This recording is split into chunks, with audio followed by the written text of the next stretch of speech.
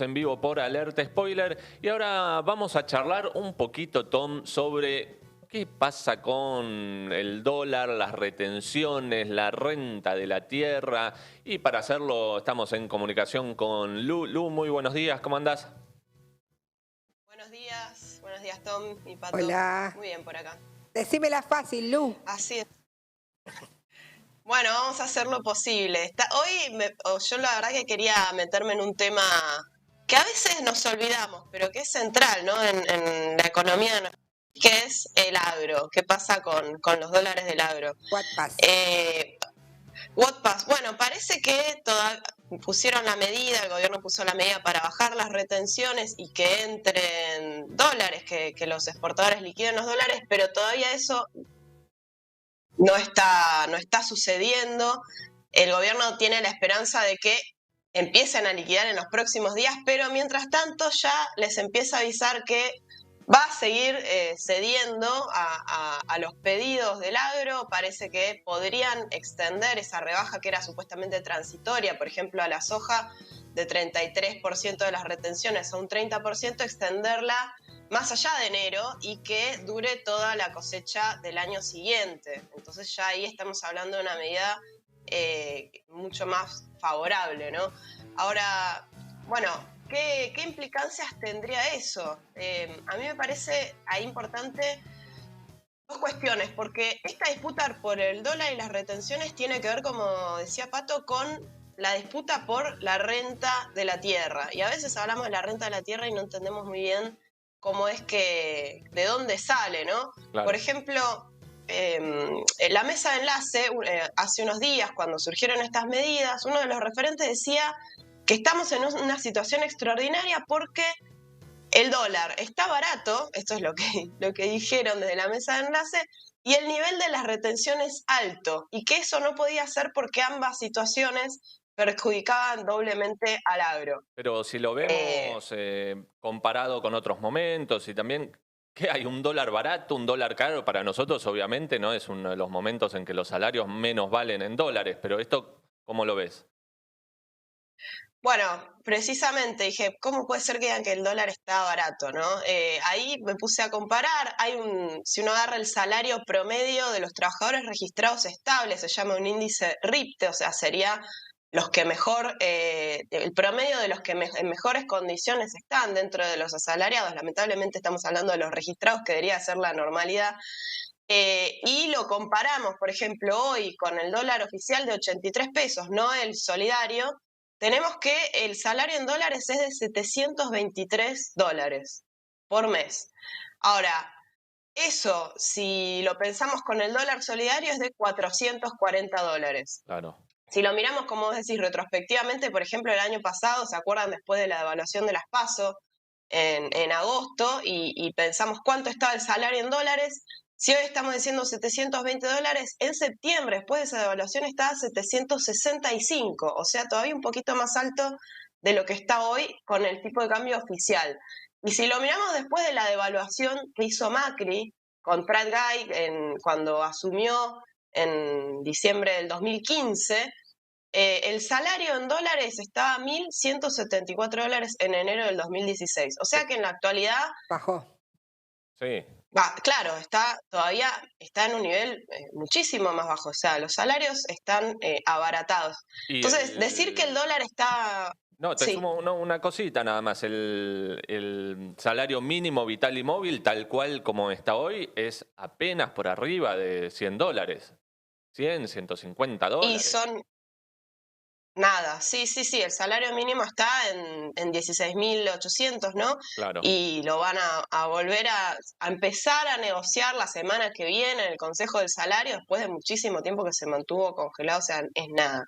Entonces, en ese sentido, o sea, pensar el tipo de cambio no puede ser solamente una cuestión de, o sea, mirando cuál es el nivel de las reservas del Banco Central, sino que es relativo a la estructura de precios de la economía y a la comparación histórica internacional. Entonces, lo que hay es un intento de aprovechar que como no hay reservas, como vaciaron las reservas del Banco Central, los que tienen dólares, los que ofertan dólares, lo quieren vender más caro. Ese es el punto, ¿no? Y los Claro. que tienen dólares son, en su gran mayoría, el sector agroexportador, porque, como decíamos la otra vez, 1 de cada 4 dólares que ingresa por exportaciones vienen de la soja. Si a eso le sumamos el maíz, el trigo y otros productos agroindustriales, te da que la mayor parte de las exportaciones viene del agro, ¿no? Y de los dólares. Entonces, para pensar un poco, a veces se da esta situación que dicen, bueno, pero las retenciones a la industria son muy bajas, ahora las bajaron hasta 0, de hecho, para bienes finales, ¿y por qué al agro o a las hojas se las mantienen al 30 o al 33%? ¿Cómo puede ser eso posible? Y ahí es donde hay que entender esta cuestión de la renta de la tierra. Básicamente, vos puedes tener unas retenciones, o sea, estos impuestos a las exportaciones del 33%, es decir, que de cada dólar que vos vendés, el Estado se queda con 33 centavos. Eso tiene que ver con que no, aún poniendo esos impuestos, no se afecta a la rentabilidad del sector agropecuario. Pensémoslo al revés. Imaginen cuál alta es la ganancia extraordinaria que hay en el agro, que aún si le sacás un tercio de los ingresos y a eso le sacás que tienen que pagar el arrendamiento de la tierra, sigue siendo un negocio enorme, ¿no? Todo el mundo sabe el negoción que es de hacer soja hoy. Entonces, ahí es básicamente, para decirlo lo más breve que se pueda, lo que tiene diferente el agro con otros sectores es que tiene características muy distintas, básicamente porque para producir se necesita tierra, ¿no? Y la tierra está en condiciones limitadas y además no es lo mismo tener una tierra en Buenos Aires que tener una tierra en el medio de la Patagonia, por ejemplo, ¿no? Los rendimientos son muy distintos. Entonces, donde la tierra tiene una menor fertilidad, la productividad del trabajo es mucho menor, necesitas más trabajo para poder sacar la misma cantidad de producto, o sea, se necesita una mayor inversión para obtener el mismo ingreso. Eso hace que las tierras más fértiles sean mucho más demandadas y que, por lo tanto, con muy poco trabajo vos puedas producir una mayor cantidad, por ejemplo, de soja. ¿Y cómo se Eso es lo que llegó a se este llama la zona reparto? núcleo. ¿Cómo se llega a este reparto? O sea, ¿quiénes son los dueños para quienes no estamos adentrados en el tema?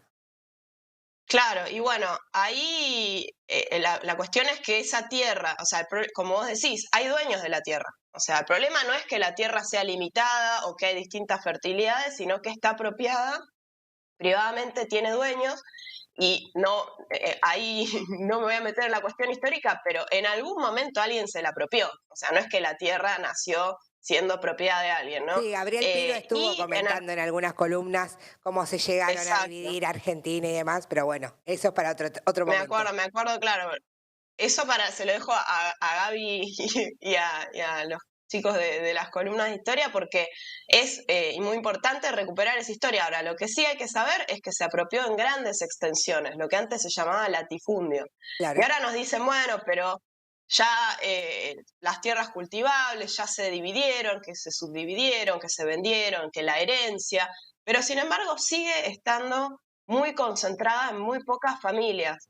Esa información catastral está cerrada bajo 7 llaves, se sabe muy poco, pero sí tenemos un acercamiento a quiénes son los dueños de la tierra a partir del censo del 2008. ¿Y qué Por datos ejemplo, tiró? en la región pampeana, solamente el 2,5% de las explotaciones de las unidades agropecuarias de más de 5.000 hectáreas, 5.000 hectáreas son 5.000 manzanas, para que se den una idea, Una bocha.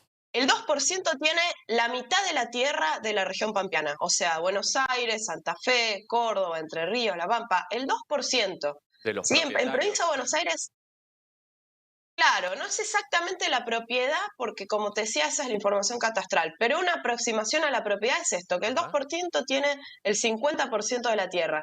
Y en Buenos Aires, por ejemplo, hay 26 explotaciones de más de 20.000 hectáreas. 26 nada más. claro. En Córdoba, 8, en Entre Ríos, 12, en Santa Fe, 19. O sea, estamos hablando de familias que tienen más de 100.000 hectáreas en muchos casos, y ahí vienen los nombres que a muchos conocemos, las familias tradicionales, Bember, Blaquier, Wertheim, La Croce de Portabat, Anchorena, bueno, los Gómez de estudios Alza. indican que, exacto, Gómez de Alza, algunos estudios indican que 1.250 propietarios llegan a tener 1/3 de la superficie cultivable de la provincia de Buenos Aires. O sea, son realmente muy pocos. Y son los que se quedan entonces con gran parte de esa renta porque por haber apropiado en algún momento la tierra, tienen la posibilidad de decirle a quienes cosechan o a ellos mismos de quedarse con una parte de ese precio de la tonelada de soja o de maíz, es decir, una parte de la renta. ¿A qué viene todo esto? Bueno, que el Estado, cuando devalúa la moneda o cuando pone retenciones o las baja o las sube, lo que está haciendo es transferir parte de esa renta de la tierra a otros sectores, ¿sí? O dándole mayores beneficios al agro. Por ejemplo, ahora con la rebaja de las retenciones lo que hace es que se aumente la rentabilidad del sector y que también aumente la renta de la tierra. Quiero extender acá, pero es importante distinguir esto. Como estas retenciones son transitorias hasta enero, en principio por estos 3 meses no tiendo a pensar que va a afectar los costos de los alquileres de tierra. Ahora, si para el año que viene el Estado dice, bueno, le bajo los puntos a las retenciones, pero la mantengo toda la cosecha, posiblemente suben los arrendamientos, porque los propietarios, si es más rentable, te puedo cobrar más el alquiler. Y hay que tener otra cuestión en cuenta, que pusieron retenciones diferenciales, o sea que los aceiteros, la molienda, que también son 9, 10 grandes, muchas de esas empresas son también exportadoras, tienen unas retenciones de las que, 3 puntos menos de las que tiene el agro. Claro. Hay una transferencia ahí para este grupo de agroexportadores, que son en muchos casos los propios, los que tienen los puertos, donde hacen los embarques y todo, una transferencia directa a este sector también muy, como estamos hablando, por ejemplo, de Vicentín. Y Vicentín es uno de los que tiene las plantas de molienda más grandes, de Bunge, y de Dreyfus. Entonces, bueno, ese es un poco el panorama de qué estamos hablando cuando hablamos de retenciones, son los que se benefician. Entonces, no, y además te decía, digo, para agregarte esto. Sí, no, terminamos. No, para agregarte esto, que vamos, por un lado, hay un monopolio de comercio exterior que está en 10 empresas que hacen el 90% de las exportaciones, y también hay un monopolio sobre la propiedad de tierra. Ahí es donde se nos va la mayor parte de nuestros recursos en quienes tienen la propiedad de estos recursos más importantes, estos sectores más importantes de la economía. Y además, bueno, te decía, estos sectores, se habla mucho, ¿no? Incluso de hay que desarrollar la industria. Y de última lo que están desarrollando es digamos, moler los granos para hacer aceite, harina, en el mejor de los casos. O sea, no se está hablando de desarrollar una cadena de producción que dé valor, que industrialice, qué sé yo. Es todo medio un cuentito que lo viene vendiendo Macri diciendo que querían hacer el supermercado del mundo y no el granero. Es exactamente calcado a lo que está diciendo Fernández ahora, ¿no? Sí, es un avance en la reprimarización de la economía, porque eso, la molienda, la producción no tiene un gran agregado de valor. Poco trabajo.